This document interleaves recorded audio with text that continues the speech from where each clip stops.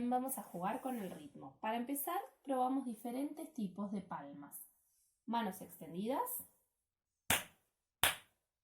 A ver. Como cucharitas.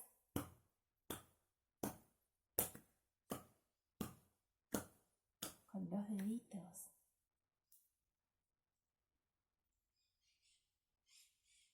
Muy bien. Y ahora vamos a probar que uno haga un ritmo con sus palmas, el otro escucha y al finalizar lo intenta copiar.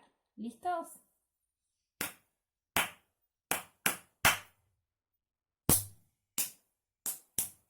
Muy bien.